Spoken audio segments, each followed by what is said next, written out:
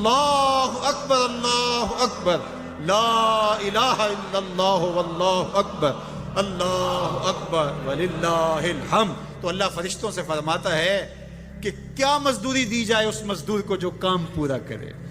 تو وہ کہتے ہیں مالک اجر تو پورا ہی ملنا چاہیے. تو فرمایا یہ چیخ چیخ کے جو مجھے پکارتے ہوئے آ رہے ہیں میں نے ان کو بخش دیا. چاند رات شریعت اسلامیہ میں لیلۃ الجائزہ کہلاتی ہے، اور اللہ تعالیٰ جل شانہ بندوں کو اس رات نوازتا ہے کہ پورا مہینہ تم نے روزے رکھے اور اب میں تمہیں اس کا صلہ عطا کروں گا. اور عید کے دن تو ان سے بھی ملتے ہو جو تم سے ناراض تھے، عید کے دن ان سے بھی تم جفیاں لگاتے ہو جن سے تم بہت دور ہو چکے تھے. تم کہتے تھے کہ رسم زمانہ بھی ہے، دستور بھی ہے، آج عید کا دن ہے، آج تو گلے ملنا چاہیے.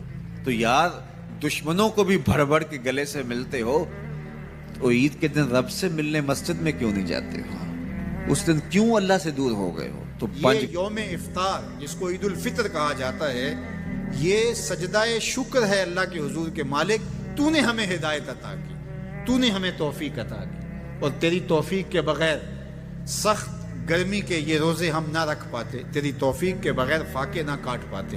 یہ تیرے ہی کرم سے، تیری ہی دی ہوئی توفیق سے ہمیں صبر نصیب ہوا. الصوم نصف الصبر، روزہ آدھا صبر ہے. تو جس نے توفیق دی اب اسی کا شکریہ ادا کرنے کے لیے ہم کھلے میدان میں، ہم مرکز میں، ہم مسجد میں، ہم مختلف جگہوں پہ جمع ہوتے ہیں اور جمع ہو کے اس بات کا اعلان کرتے ہیں مالک میری توفیق بھی تیرے کرم کا صدقہ یہ قدم اٹھتے نہیں اٹھائے جاتے ہیں. تو نے توفیق دی تو روزے رکھے گئے، تو نے توفیق دی تو گنتی کے دن پورے ہوئے، تو نے توفیق دی تو مالک تیرے ہی حضور حاضر ہوئے، اور یہ تیرا ہی کرم ہے اور تیری ہی کرم نوازیوں کے رنگ ہیں.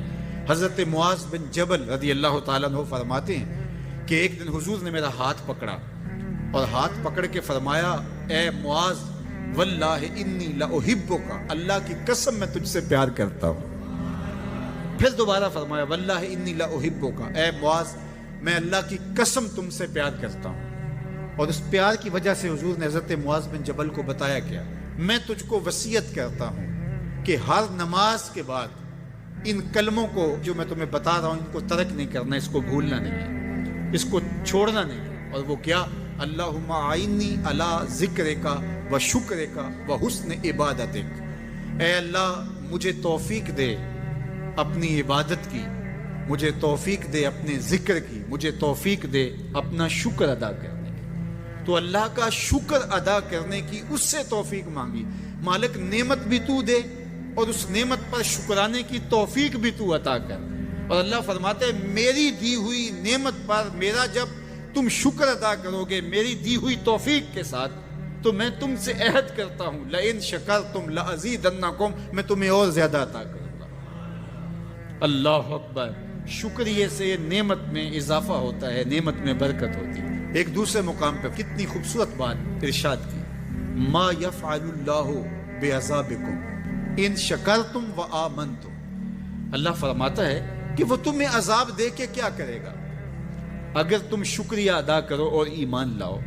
اللہ کی چاہت نہیں ہے کہ تجھے جہنم کی بھڑکتی ہوئی آگ میں ڈالے، جو آگ تمہاری ہڈیاں توڑ کے رکھ دے، تمہارا گوشت جلا کے رکھ دے اور تم وہاں ذلت سہو. یہ تمہارے رب کی منشا نہیں ہے.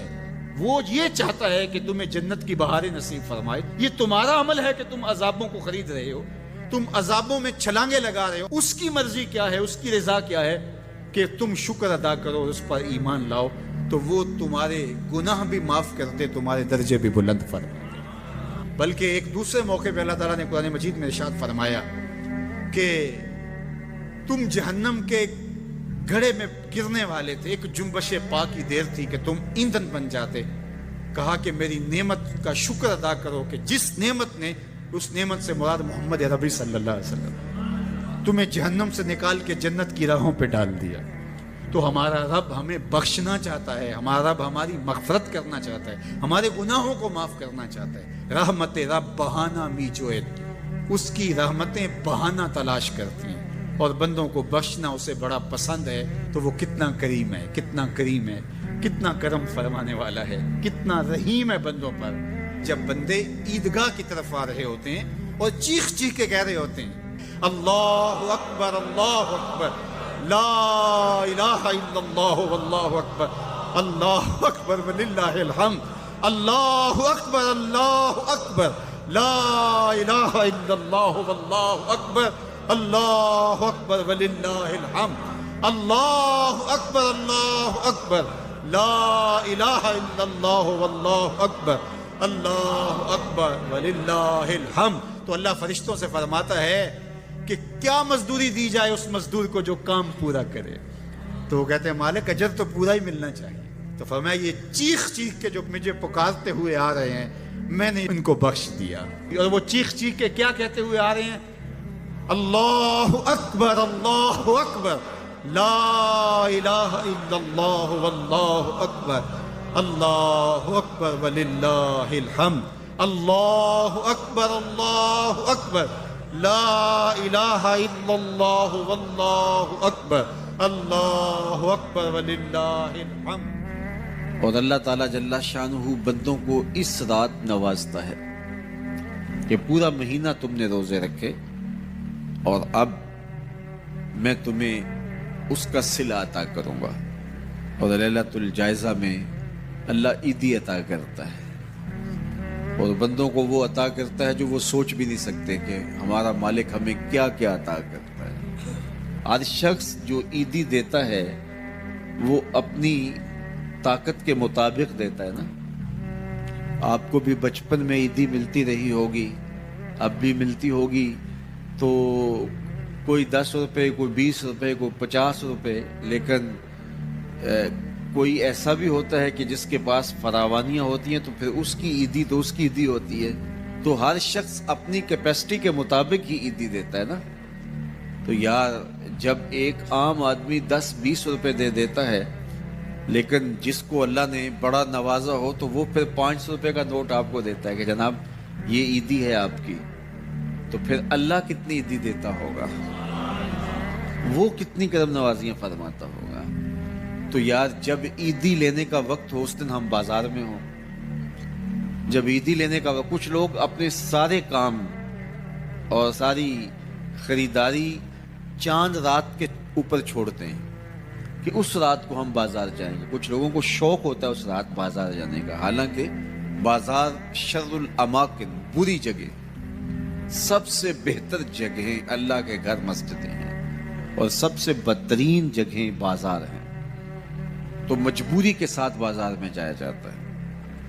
آپ کی مجبوری ہے کچھ خریدنا, اور اگر آپ کاروبار کرتے ہیں تو آپ کی مجبوری ہے کچھ بیچنا تاکہ آپ اس خرید و فروخت سے اپنے بچوں کا رزق کما سکیں یا اپنی ضروریات کو وہاں سے جا کے خرید کے لا سکیں. تو وہ مجبوری ہے. تو مجبوری کے لیے آپ وہاں جا سکتے ہیں, اور ہمیں حکم دیا گیا دیر سے جاؤ جلدی واپس آ جاؤ.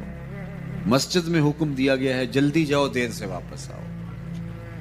اور ہمیں پتہ ہے کہ چاند رات کو رش کتنا ہوتا ہے, اور ہم اسی وقت کے لیے سارے کام چھوڑے ہوں جبکہ کندھے سے کندھا چھو رہا ہوتا ہے اور مرد و زن کا اختلاط بھی وہاں ہوتا ہے. تو پھر اپنے آپ کو بچانا اور اپنے آپ کو محفوظ رکھنا اور اپنی نظر کی عفت اور پاکیزگی کا خیال رکھنا کتنا مشکل ہو جائے گا. اپنے آپ کو آزمائش میں ہی کیوں ڈالا جائے کہ جس میں ہم پورے نہ اتر سکیں. تو اس لیے یہ بات ذہن میں رکھیے گا کہ یہ لیلۃ الجائزہ ہے, یہ جولی پھیلا کے رب سے مانگنے کا وقت ہے, یہ بازاروں میں آوارگی کا وقت نہیں ہے.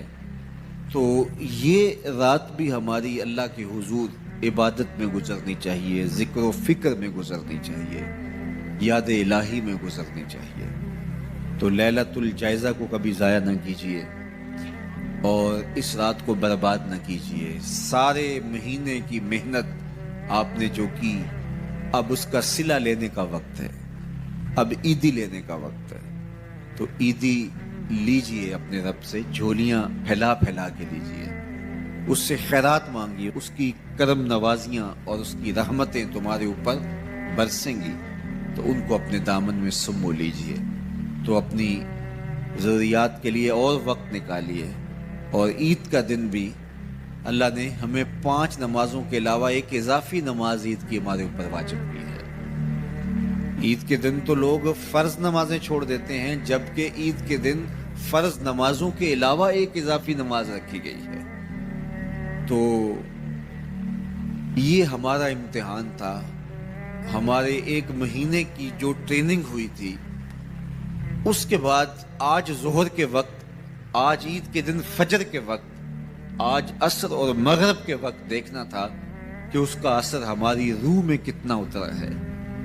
اور میں کہتا ہوں کہ جب مسلمان سارا مہینہ روزے رکھیں، تراویح بھی پڑھیں اور نمازیں بھی ادا کریں، اور عید کے دن فجر کے وقت مسجد میں نمازی نہ ملے، ظہر کے وقت آدھی صف ہو، تو شیطان تو بڑا خوش ہوتا ہوگا، وہ تو بڑا راضی ہوتا ہوگا کہ یہ پڑھتے تھے نمازیں اور تراویح اور کیا کیا کرتے تھے، پتہ چلا نا کہ ان کے اندر کچھ بھی نہیں اترا، اور یہ جہاں کھڑے تھے اس سے بھی نیچے لڑک کے آ گئے۔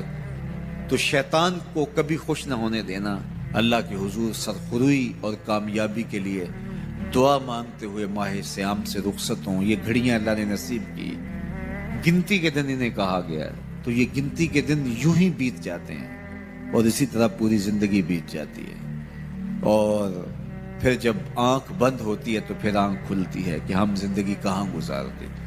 تو آئیے ان لمحوں کو غنیمت جانیے۔ عید کا دن اللہ کے حضور ذکر فکر میں گزاریے گا، دوستوں سے ملیے گا، رشتہ داروں سے ملیے گا، اچھے کھانے کھائیے گا، اچھا لباس بھی پہن لیجئے گا، لیکن یہ بات ذہن میں رکھیے گا کہ عید نئے لباس پہننے کا نام نہیں ہے، عید رنگا رنگ کھانے کا نام نہیں ہے، عید اللہ کے شکرانے کا نام ہے۔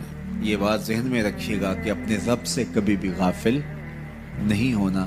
جب عید کے دن سب سے ملتے ہو تو رب سے کیوں نہیں ملتے ہو؟ عید کے دن تو ان سے بھی ملتے ہو جو تم سے ناراض تھے، عید کے دن ان سے بھی تم جفیاں لگاتے ہو جن سے تم بہت دور ہو چکے تھے۔ تم کہتے تھے کہ رسم زمانہ بھی ہے، دستور بھی ہے، آج عید کا دن ہے، آج تو گلے ملنا چاہیے۔ تو یار دشمنوں کو بھی بھر بھر کے گلے سے ملتے ہو، تو عید کے دن رب سے ملنے مسجد میں کیوں نہیں جاتے ہو؟ اس دن کیوں اللہ سے دور ہو گئے ہو؟ تو 5 گانا نماز کا آپ اہتمام کیجئے۔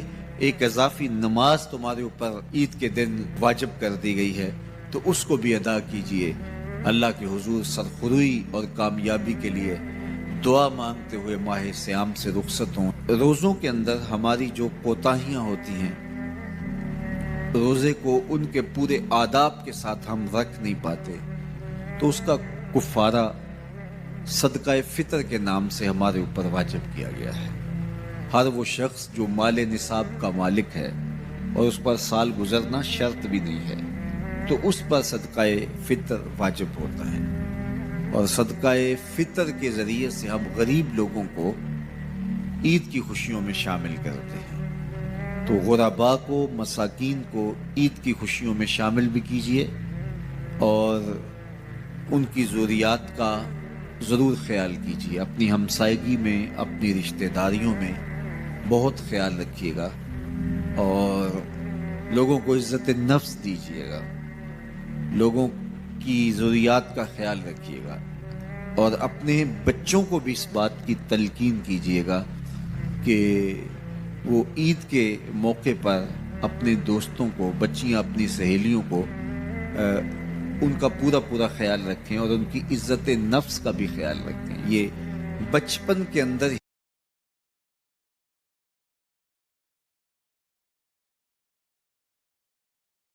جو اپنی انفرادیت جتلانے کا مزاج پیدا ہو جاتا ہے، اور یہ ساری زندگی ختم نہیں ہوتا، اور یہ عمومی طور پہ یہ وہ مواقع ہوتے ہیں جن مواقع پہ یہ احساس ان کا جو ہے وہ اجاگر ہوتا ہے، پھر بڑھتا ایک مرض بن جاتا ہے۔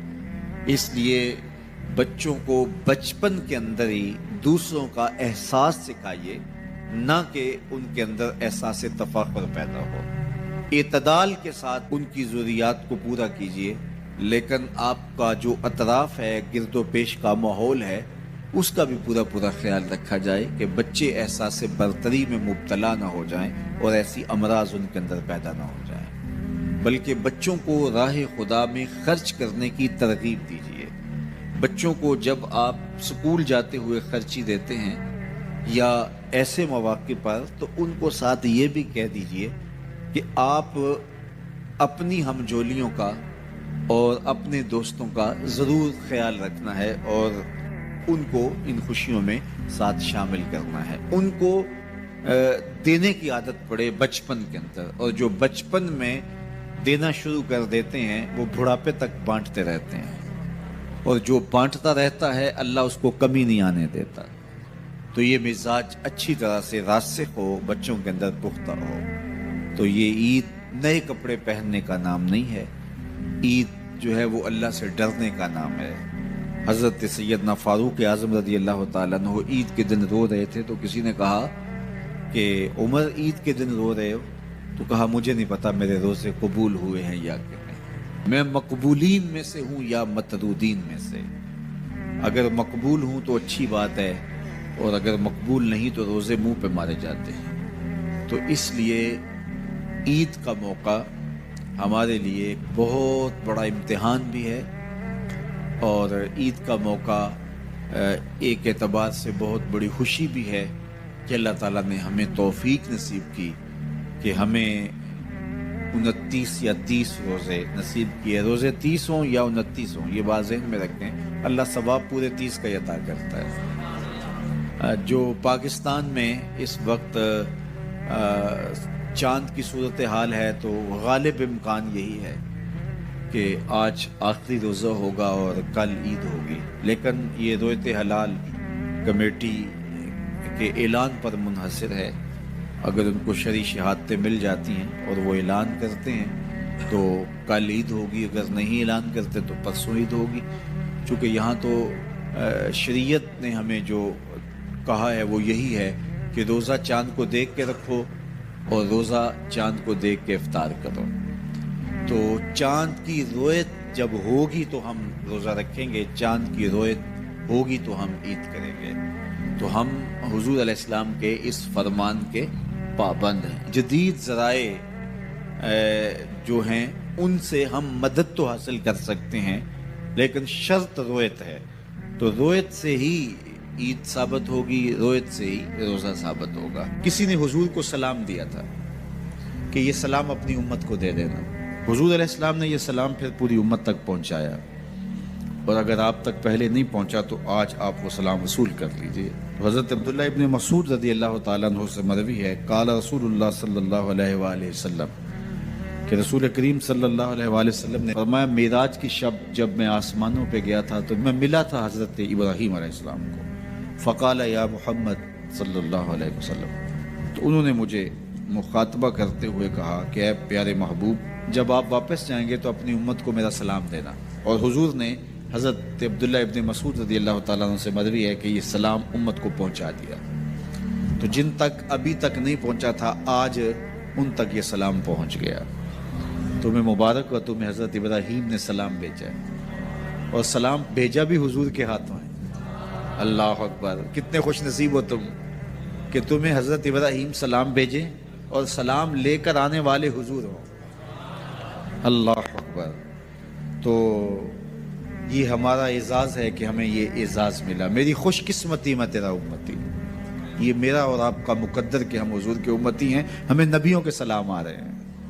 تو کہا کہ اپنی امت کو میرا سلام کہنا، اور انہیں میری جانب سے ایک پیغام بھی دینا، یہ خبر بھی دینا۔ اور وہ خبر کیا ہے؟ سنو، جنت کی جو مٹی ہے وہ بڑی پاکیزہ ہے، اور وہاں کا پانی بڑا میٹھا ہے، کھیت بڑے زرخیز ہیں، جو بھی بیج لگاؤ فوراً اگ جاتا ہے۔ تو جو زرخیز زمین ہوتی ہے تو پھر کسان چاہتا ہے کہ اس میں کچھ ڈال لے۔ وہ ہمارے پنجابی میں کہتے ہیں کہ وہ زمین وتر میں ہوتی ہے، تو بیج ڈالو گے تو جلدی اگے گا۔ 5 بیج ہیں جو وہاں بو گے تو وہاں خوبصورت گلاب کھلیں گے، وہاں خوبصورت چمن آباد ہو جائے گا، وہاں تمہارا اپنا باغ ہوگا۔ اس میں سبحان اللہ کے کچھ بیج ڈال دو، کچھ الحمدللہ کے بیج ڈال دو، کچھ لا الہ الا اللہ کے بیج ڈال دو، کچھ اللہ اکبر کے بیج ڈال دو، کچھ لا حول ولا قوت الا باللہ کے بیج ڈال دو۔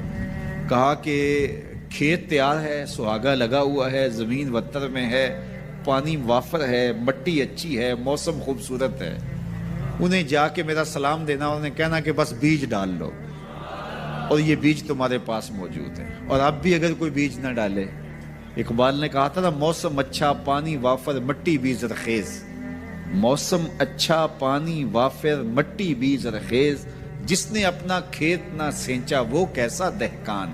تو کہا کہ یہ 5 بیج تمہارے پاس رکھے ہوئے ہیں، اور یہ بیج ہمیں ہمارے حضور نے دیے۔ کہا بیج تمہیں دیے ہیں، کھیتی فرشتوں نے تیار کر دی ہے، باغ اچھا ہے، اور یہ پکی بات ہے تم بیج ڈالو گے تو فصل اگے گی۔ اور وہاں ہوائیں چل رہی ہیں کستوری کی مہک سے، مشک بار ہوائیں۔ تو اب تمہاری مرضی ہے کہ تم بیج لگاتے ہو یا بیج نہیں لگاتے ہو۔